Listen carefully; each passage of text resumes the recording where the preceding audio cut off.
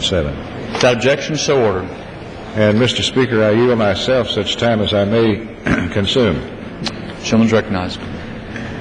This 6-month continuing resolution, Mr. Speaker, will keep the government's doors open and its wheels turning until March 27, 2013.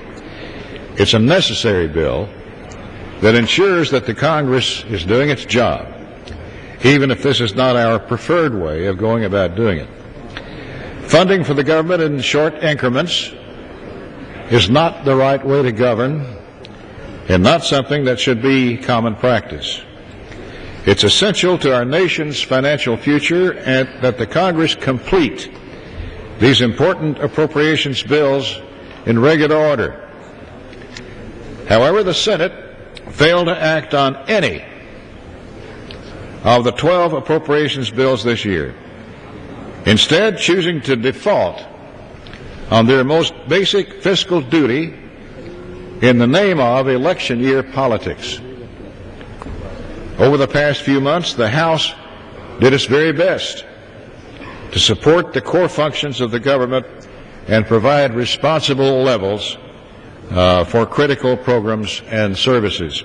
In fact, the Appropriations Committee considered all 12 bills, fulfilling our duty as shepherds of federal tax dollars and our responsibility as representatives of the people in this country.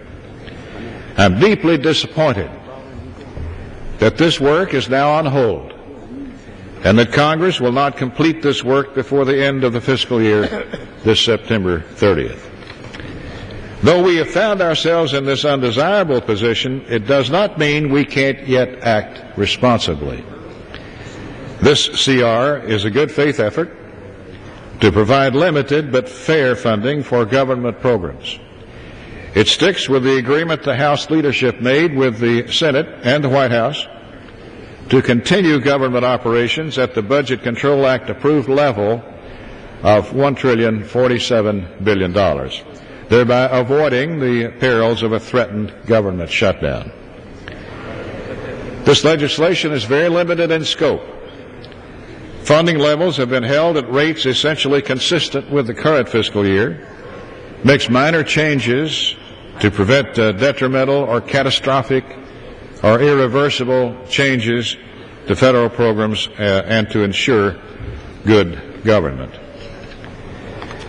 This includes provisions to allow additional funding for things like nuclear weapons modernization efforts, wildfire suppression, maintaining current border security staffing levels, more help to process veterans' disability claims, and things of that sort.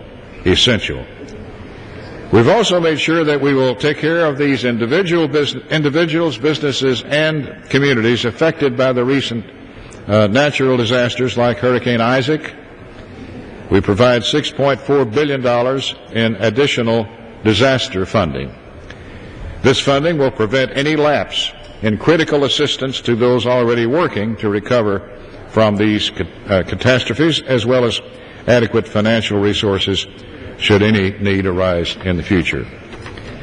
The bill also protects critical funding for our national defense, maintaining last year's levels for Department of Defense programs, which the Senate and the White House have sought to significantly cut.